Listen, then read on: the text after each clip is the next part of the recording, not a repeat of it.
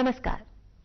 ब्रह्मांड में कितनी ही दुनियाएं हैं और इन सभी दुनिया में अलग अलग छोटी छोटी दुनियाएं बस रही हैं और ऐसी ही दुनियाओं में कहीं ना कहीं आधुनिकता की दुनिया भी अपना एक मुकाम बना रही है। आज भारत आत्मनिर्भरता की ओर जा रहा है और इस आत्मनिर्भरता में सबसे बड़ा योगदान दे रहा है आधुनिक युग और इस आधुनिक युग की तकनीक, टेक्नोलॉजी, और बन रही है ये दुनिया डिजिटल दुनिया। हमारी डिजिटल दुनिया आज के इस विशेष अंक में इन्हीं डिजिटल विषयों पर, इन्हीं डिजिटल प्लेटफॉर्म्स पर बात करने के लिए, चर्चा करने के लिए मेरे साथ मौजूद हैं स्टूडियो में फाउंडर थिंकस्टा और एक मानी हुई इंटरनेशनल ऑथर गीतिका कोहली। गीतिका जी, आपका स्वागत है। धन्यवाद। इंटरनेशनल प्लेटफॉर्म्स पर आप सोशल मीडिया के जरिए और डिजिटल मीडिया के जरिए काफी ज्यादा सक्रिय दिखती हैं, तो इसीलिए आपसे पहला सवाल जरूर यही पूछना चाहूंगी कि आज की इस आधुनिक दुनिया में डिजिटल दुनिया का क्या महत्व आप देखती हैं?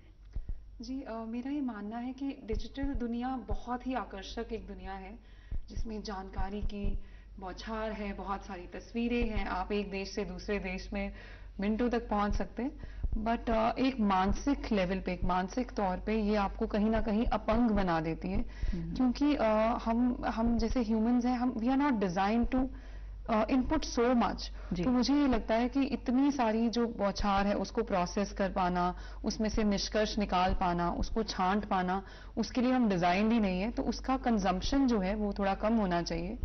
और दूसरा मेरा ये भी मानना है कि इसमें बहुत सारा जो कंटेंट होता है मैनिपुलेटिव होता है, क्योंकि इसमें एड्स से सब चीजें चलती हैं, मनी इन्वॉल्व है, पैसे इन्वॉल्व है। तो हर जो चीज है उसके पीछे एक रीजन है। तो B it adds, B it political content, B it writing, B it spiritual content, देखने में वो आपको आध्यात्मिक कंटेंट होगा लेकिन उसके पीछे भी एक मैनिपुलेशन है, एक षड्यंत्र ही होगा। Most of the cases it is like that. और कहीं ना कहीं लोगों में, एक आम जनता में ये जानकारी की कमी है कि हम कैसे इसको एक चेक रखें कि क्या ये मैनिपुलेटेड है या ये सामान्य रूप से हमारी जानकारी के लिए दिया गया है। जैसे आप देखिए कि आप एक प्रोग्राम की अगर बात करें तो जो एंकर हैं उन्होंने किस रंग के कपड़े पहने हैं, बैकग्राउंड का क्या रंग है, कैसी रोशनी, किस चीज को फेस करें, छोटे छोटे सिंबल्स। तो ये एक ऐसी भाषा है, एक ऐसी बॉडी लैंग्वेज है, एक ऐसा एनवायरनमेंट है जिसको इंटरप्रेट करने के लिए हम सक्षम नहीं है अभी। मुझे लगता है बहुत सारे जो लोग हैं पॉपुलेशन में, नहीं, इस एज के लोग शायद हाँ, मगर फिर भी मुझे लगता है ऐसा कि क्योंकि ये इतनी ज्यादा है कि उसको हम एक मिनट में तो नहीं समझ पाते। लेकिन अगर आप आज की जनरेशन की बात करें तो ये जो हमारी न्यू जनरेशन, जिसे हम जनरेशन नेक्स्ट का नाम देते हैं, देखिए 9 साल का बच्चा है, उसके हाथ में मोबाइल है, आईपैड्स हैं, इतने बड़े बड़े आजकल सोशल मीडिया प्लेटफॉर्म्स उपलब्ध हैं उनके लिए कि वो कहीं पे भी कुछ भी पढ़ सकते हैं और कुछ भी लिख सकते हैं। क्या ये आधुनिकता, जिसे हम आत्मनिर्भरता का एक बड़ा स्तंभ मान रहे हैं, एक बहुत बड़ा अहम पिलर मान रहे हैं, क्या ये पिलर नहीं है? क्योंकि आप जो बातें कह रही हैं उससे ये हमें लग रहा है कि कहीं ना कहीं इसकी नेगेटिविटी ज्यादा है लेकिन पॉजिटिविटी कम है। लेकिन यंग जनरेशन से पूछेंगे तो वो पॉजिटिव देखते हैं। नहीं, एक्सप्रेशन का एक लिमिट होता है। मुझे लगता है फ्रीडम ऑफ एक्सप्रेशन ठीक है, हमारा ये अधिकार है कि हम जब चाहे, जो चाहे, जैसे चाहे बोले, लेकिन क्या हम सच बोल रहे हैं, झूठ बोल रहे हैं, उसका सोर्स क्या है? सोशल मीडिया का सबसे बड़ा जो डाउन साइड है वो ये है कि सोर्स वेरीफाई नहीं होता है। तो एक आप ये मानिए कि एक ऐसी भीड़ है जिसमें लोग चिल्ला कर बोल रहे हैं और ज्यादातर लोग झूठ बोल रहे हैं, तो बेचारा जो सच कह रहा है उस पर भी कोई विश्वास नहीं करता है। तो ये एक ऐसी सिचुएशन, एक ऐसी स्थिति हमारे सामने खड़ी हो गई है जहां पे हम निष्कर्ष निकाल ही नहीं पाते हैं। और जो हमारा कहते हैं मानसिक संतुलन बिगड़ा हुआ है, तो वो विजिबल है सोशल मीडिया पे। Any person who is feeling left out, जिसको कहते हैं fair of missing out, FOMO हो गया लोगों को, तो वो डिस्प्ले में आ रहा है। एनी पर्सन, उसको लगता है कि ठीक है, I can write it on social media, so they will write it. So much of the content is plagiarised, जिसको बोलते हैं साहित्यिक चोरी हो रही है। मैंने एक कविता लिखी, कल को मैंने किसी और की वॉल पे वो पढ़ ली, मेरे साथ बहुत बार हुआ है, तो मुझे बहुत दुख हुआ कि मैंने लिखा और किसी ने चुरा लिया, मेरा नाम भी नहीं लिखा, क्रेडिट भी नहीं दिया। तो पहले 1-2 दफे तो मुझे बहुत बुरा लगा। फिर किसी ने मुझे समझाया, उन्होंने कहा कि नहीं, आप ये सोचिए, आपने बहुत अच्छा लिखा है कि लोग कॉपी कर रहे हैं। तो ये it is like what you से इमिनेंट कि ऐसा होगा। तो ये एक ऐसी दुनिया है जिसके मुझे लगता है कि नेगेटिव प्रभाव ज्यादा है क्योंकि ये एक्सेस है। This is an excess and for little children particularly ये एक्सेस है क्योंकि वो इस तरह इतनी डिजाइन ही नहीं है इस चीज को इतना लेने के लिए। बिल्कुल सैटेलाइट की दुनिया बन गई और जैसा कि आप बता रही हैं मुझे लगता है कि कहना गलत नहीं होगा कि खबर करते हम खबरदार हो गए, आधुनिक दुनिया की ओर में सब अखबार हो गए। तो इंफॉर्मेशन ही इंफॉर्मेशन है, लेकिन खबर जो है असल की वो कहीं पर नजर नहीं आ रही है, वो शायद कहीं ना कहीं इस डिजिटल दुनिया में गायब होती हुई नजर आ रही है। अब डिजिटल दुनिया की अगर हम बात करते हैं तो टेक्नोलॉजी जुड़ गई है, सीधे तौर पर मशीनरी जुड़ जाती है, सैटेलाइट्स जुड़ जाते हैं, और जहां सैटेलाइट्स की हम बात करते हैं ब्रह्मांड जुड़ जाता है, आपका स्पेस जुड़ जाता है। क्या कहीं ना कहीं जिसे हम एनवायरमेंटल डिल्यूजन और एनवायरमेंटल पोल्यूशन की बात कहते हैं, डिजिटल दुनिया की वजह से क्या आपको लगता है कि एनवायरमेंटल पोल्यूशन भी बढ़ता जा रहा है या कि ये सही स्वरूप है और इसे और आगे चलना चाहिए? नहीं, देखिए जो लोग डिजिटल चीजों की महत्ता बताते रहते हैं और दूसरी साइड पे फोकस नहीं करते हैं, वो ये बोलते हैं कि हम ऊर्जा को बचा रहे हैं क्योंकि हम तो ऑनलाइन कर रहे हैं, मगर वो इस चीज पे गौर नहीं करते कि कितनी डिवाइसेस बिक रही हैं। अगर घर में 4 लोग हैं तो चार भी नहीं है। मेरे जो स्टूडेंट्स हैं वो एक बच्चे के पास वो 6 साल का बच्चा होगा, 7 साल का बच्चा होगा, उसके पास फोन भी है, पैड भी है, तो कितनी ऊर्जा की वेस्टेज हो रही है, वो किसी खाते में जा ही नहीं रहा है। तो मुझे लगता है एनवायरमेंटली डेफिनेटली हम इसको डैमेज कर रहे हैं। इतनी ज्यादा जो हमारा रिलायंस है मीडिया के ऊपर, it's not at all healthy, it's not a healthy trend I would say. लेकिन ऑनलाइन की हम अगर बात करें, जैसे ऑनलाइन प्लेटफॉर्म्स जब से आए हैं, कहीं ना कहीं हमारे देश के बच्चों का जो स्तर है, मानसिक स्तर है, जिसे हम इंटेलेक्चुअल पावर कहते हैं, वो कहीं ना कहीं बढ़ती हुई नजर आ रही है। बिल्कुल भी नहीं, मुझे नहीं लगता है कि इंटेलेक्चुअली हम आगे बढ़ रहे हैं। मैं आपको एक बहुत फनी एग्जांपल दूंगी, एक छोटा सा सरल सा उदाहरण है।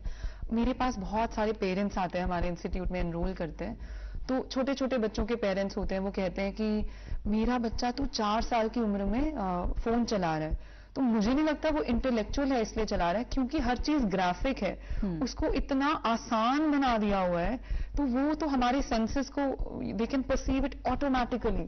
तो इसलिए इंटेलेक्ट होता है कि हम किसी चीज को समझें और फिर उसमें से कंक्लूजन्स निकालें, उसको एक्सप्रेस कर पाए, उस पर अपना व्यू पॉइंट दे पाए। वहां तक तो पहुंचे ही नहीं है।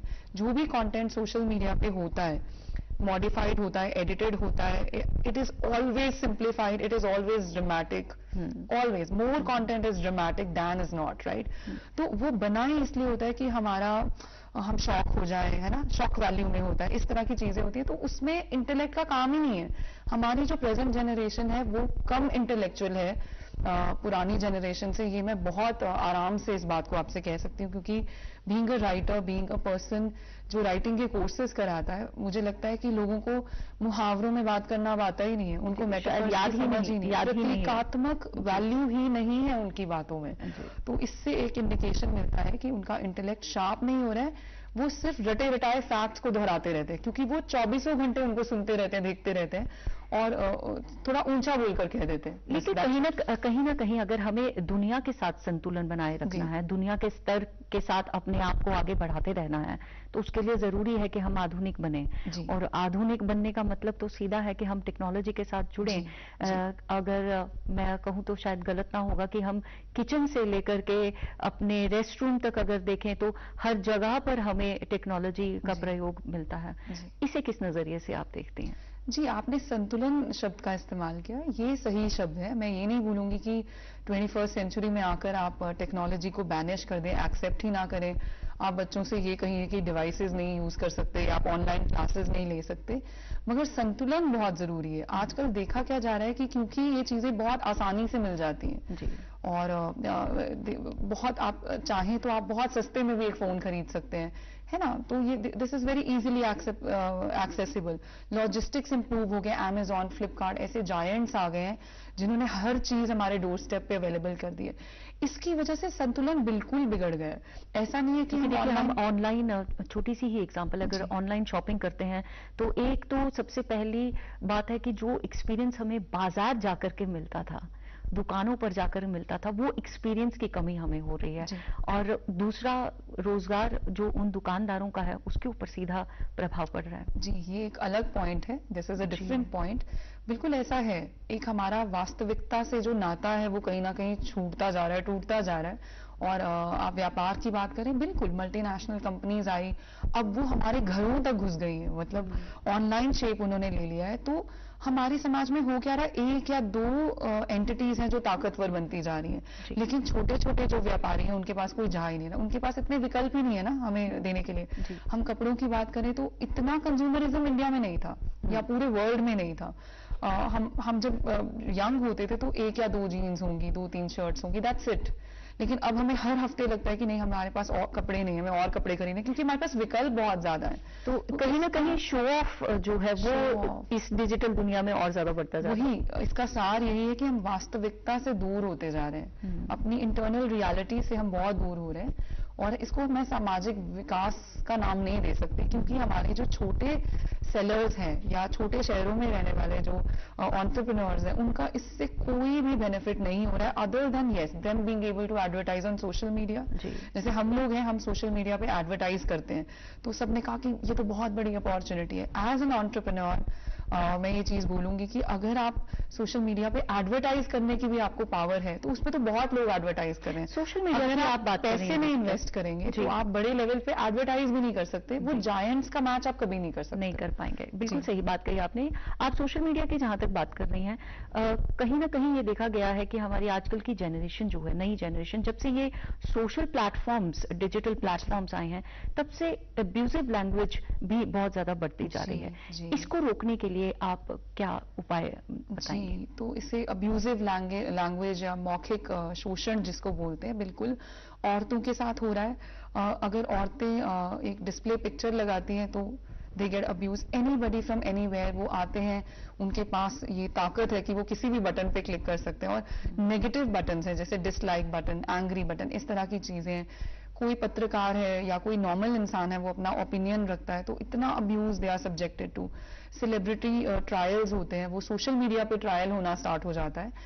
इसके लिए पहला कदम जो उठाया जा रहा है या जो ऑलरेडी एग्जिस्ट करता है कि सोशल मीडिया पे फिल्टर्स होते हैं। आप लोग भी इस चीज को चूज कर सकते हैं कि जब आप कोई पोस्ट डालते हैं तो आप अपने सेटिंग्स में जाइए, उसमें आप अब्यूज का फिल्टर सिलेक्ट कीजिए।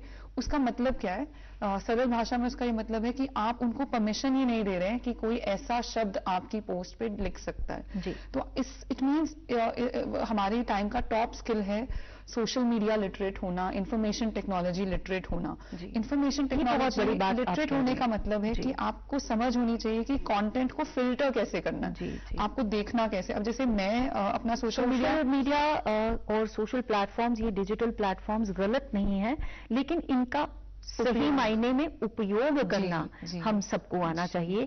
इस बात का हमें ज्यादा ध्यान रखना पड़ेगा। आप क्या देखते हैं उसको भी कंट्रोल कर सकते हैं जी। तो अब जैसे आप और मैं अपना सोशल मीडिया चलाएंगे तो हम कोई लेक्चर देखेंगे, कुछ नया सीखने की कोशिश करेंगे कि कोई नई डिश बनानी, कोई ड्रेस, समथिंग लाइक दैट, लेकिन ना चाहते हुए भी ऐसा अब्यूजिव कंटेंट हमें दिखता है तो हम उस पर फिल्टर लगा सकते हैं। वी गेट अ चॉइस, हम उसको क्रॉस करके वो हमें एक ऑप्शन देता है, हम ये चीज कर सकते हैं। बिल्कुल बिल्कुल। तो हर किसी चीज का एक विकल्प जरूरी रखा गया है, हर किसी डिजिटल प्लेटफॉर्म पर भी इस तरह के विकल्प मौजूद हैं। जरूरत है सिर्फ और सिर्फ हमें अपने आप में जागरूकता लाने की कि हमें डिजिटल दुनिया का इस्तेमाल तो करना है, लेकिन ये डिजिटल दुनिया का इस्तेमाल इस तरह से करना है, उपयोग इस तरह से करना है कि ये हमें आधुनिकता की ओर लेकर के जाए, आत्मनिर्भरता की ओर लेकर के जाए, ना कि हमारे शोषण की ओर लेकर के जाए। तो डिजिटल दुनिया को आप बरकरार रखें। गीतिका जी, डिजिटल दुनिया के बारे में जानकारी देने के लिए और इतने तथ्यों के बारे में बात करने के लिए आपका बहुत बहुत शुक्रिया। इसी तरह की चर्चा और भी जारी रहेगी, आप हमारे साथ बने रहिए। तब तक के लिए दीजिए इजाजत। This is Vidya Tikku signing off for now.